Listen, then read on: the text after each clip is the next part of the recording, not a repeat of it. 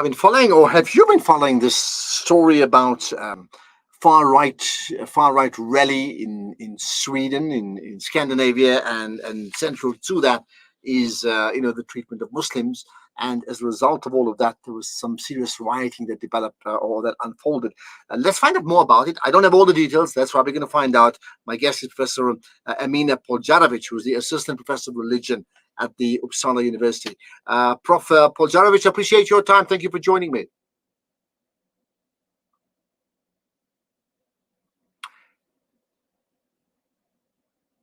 In fact, okay, I think we're going to just swap that around a little bit, and we should be getting hold of Khalid Carrim now from the Polokwane Mosque, because part of that feature that we've been talking about all throughout of Ramadan, which are the 20 or 30 historical mosques in South Africa.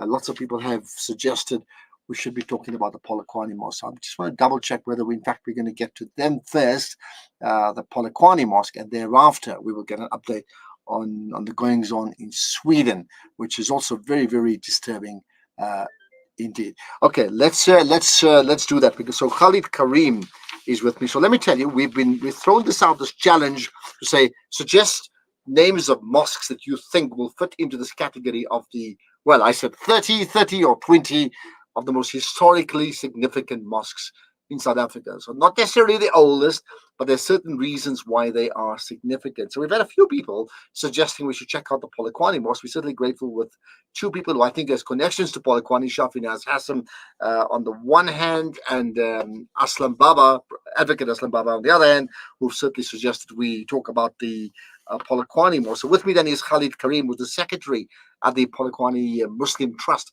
Khalid, appreciate your time and Assalamu alaikum. Wa alaikum salam. Jazakallah for having us on your show. Thank you. I've been looking at some wonderful pictures and video clips of the mosque already, so I've got a good sense of those red carpets and the palm trees on the outside, right? Which gets me asking. I mean, let's talk about this mosque. What's every mosque has a story of how it was established, and what's the Polokwane Mosque story? Look, the masjid was first a very small building in pre-1931. And what happened was, after that, in 1931, the masjid was built, which accommodated approximately about 100 Musalis. And this was done, with a very small community in Petersburg at that time. And this masjid still stands on its ground, at very, very solidly built. The masjid was across the Petersburg Indian High School. And this played an integral part in many people's lives. This was the original Indian area, and many people lived around the masjid, during that time there. And then around 1980, the school had to move, and so did all the residents around the masjid due to the Group Areas Act. However, the masjid remained and still stands in its glory from the yesteryear. The original masjid had its wuzu khana on the outside of the masjid. And this was added on, wuzu khana was added on later to the building, and an extension to provide for more Musalis, which now around the 1980s when all that was added on. Just a matter of, or just a bit of history and interesting fact is that the first musallas for the masjid, which you see these red musallas here, these musallas were imported from England by the committee that had built the masjid at that time. And to fill you in further, these musallas got old, and fortunately with technology of many years ago, we had the same musallas printed, which they could manage to do, and we reinstalled the whole masjid with the same kind of a musalla, just to keep the history going of the masjid. And also a very interesting fact is that the very first amplifier in the masjid that maybe was installed around the 1950s, 1960s, was donated by Advocate Aslam Baba's father, Satar Baba, to the masjid. And to be quite honest with you, that amplifier is still in existence. It's been held by somebody in the community, and I think that will be presented to either to Aslam or to his brother Hamza as a memento for them to keep. The other thing that what happened was the masjid itself stands with its big wooden window frames, which will be restored to its former glory very soon. We have, as you can see, these window frames here, very Mm. old architecture with all its glass work. It's actually very stunning once we are in the masjid. The other part that we currently do is that, look, the masjid, once it was extended in the 1980s, then now could accommodate 450 musallis. What else? In the 1930s, because of all the apartheid rules and all that, the masjid was actually registered as the Mohammedan church, which That's was interesting. located Yeah. ironically on Church Street. Okay, so this And is then the in Mohammedan 19 Church in Church Street. Okay, wow. Yeah, yeah. And then in 1991, a new masjid was built in Urbana to accommodate the growing community. This masjid is also maintained by the Polokwane Muslim Trust. And then we have a madrasa that is called Sal Sabila. It's the Sal Sabila Islamic Center that was built in 1987. That's where all the students go for madrasa during the afternoons.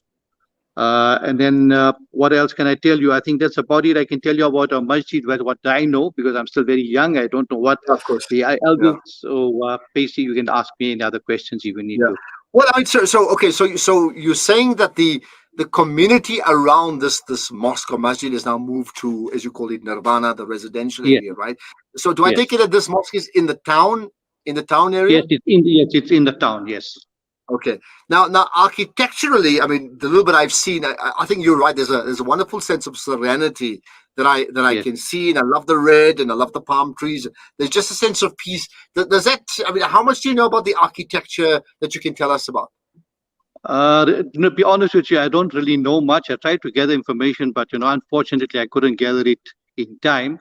But in due course, what we as a Polokwane Muslim Trust, what we are trying to do is to publish a magazine highlighting our masjid and our community.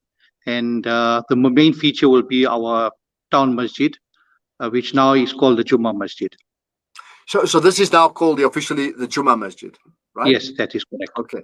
And the other one at Nirvana, what is that one called? That Although I one don't is know if you called want to say Masjid Ul anything. Firdaus. Okay, It's called fine. Masjid Ul And Firdaus. right, what's the? I mean, and I mean, what you've spoken about the displacement because of the Group Areas Act. I mean, it's a common problem we've seen in many communities, as you also know, in many other faiths. They would simply, if the congregants are not in the area any longer, they would simply sell the property, close the place of worship, and move on. Right. In the Islamic faith, we tend to hold on to our mosques in terms of the wakaf that it belongs to the community.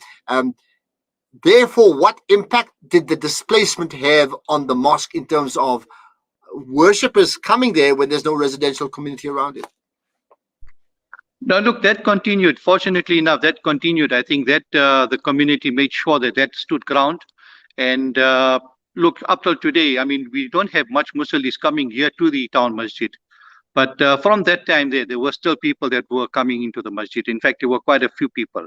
That unfortunately, when the new masjid got built in Nirvana, then that obviously the numbers dropped yet for Musallis attending the Jummah Masjid. Yeah, of course. How much of it? I mean, you made the point when it was set up outside the school. This mosque or the masjid was responsible for so many people practicing their faith. I mean, over the years and even before your time, I understand. If you had to, when you put this magazine together, you're obviously going to measure the impact that the masjid has had on the Polokwane or Petersburg historically community. What would you say about it then? Yes, definitely, it would have a very strong impact because look, a lot of history we have to research, and a lot of the elderly people have already passed on. So we now starting to look for manuscripts, or we're looking for letters, or we're looking for pictures, and we have a lot of pictures of the masjid. Fortunately enough, in the old days, there was a gentleman that used to take a lot of pictures. In fact, maybe you know him. He's called Satari. I think he's from Medfin. And his father Okay. used to take a lot of pictures of the masjid, and a lot of the people in the community. In fact, that we have a Petersburg Memories group on WhatsApp, and a lot of pictures get shared on that group. And we are fortunate to have that kind of a thing. And this is how I think the pictures of the masjid got onto that group, and it's how it got onto your show. Okay, well, I certainly know, Satani. You're absolutely right. It's amazing how many people I know have got touch points to Polokwane, and inshallah, maybe we need to visit with all of them one day. You never know, right? What about? So you're right about the pictures. What seems trivial at that time, gains far more currency, you know, in the advancing years. I mean, now those pictures literally are gold, right?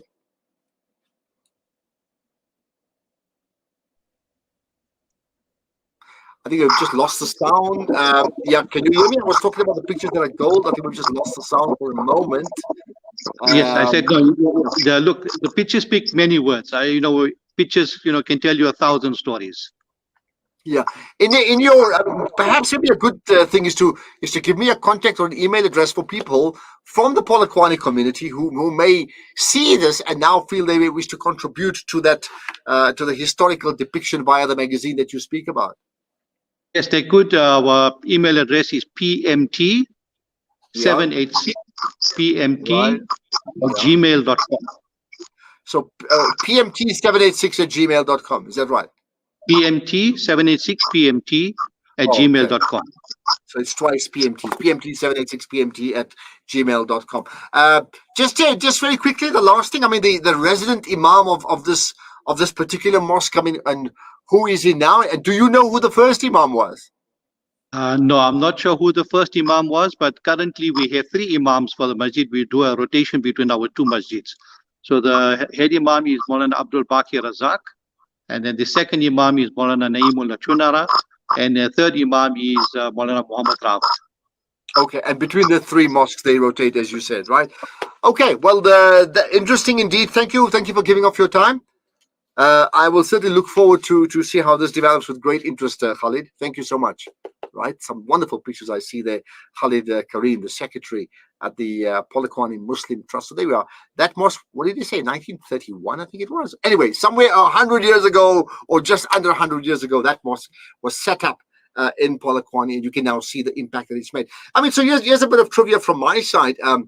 The mosque, when I moved to Homestead Park in Johannesburg, the mosque that we established there was formerly a church, so physically it was a church, right?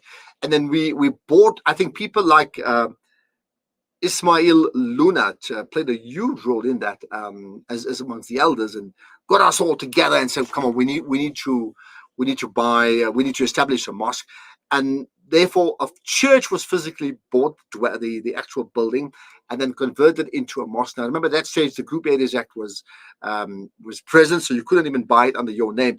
And I stand to be corrected, but there was a welder by the name of Hubert. He was Chinese. I can't remember Hubert's surname, who did some work for me, but certainly did it for Ismail Bhai Lunat as well.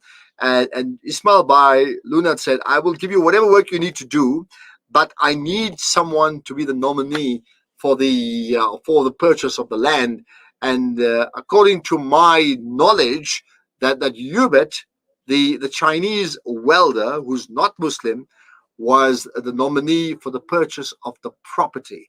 That, of course, needs to be checked out. But that's my sense of it. So if you have a sense of the history of that mosque and all the other mosques in your community, then I'd love to know. We'll do another one like this tomorrow. We're going to talk about the issues around Sweden and some developments that are hugely concerning right after this.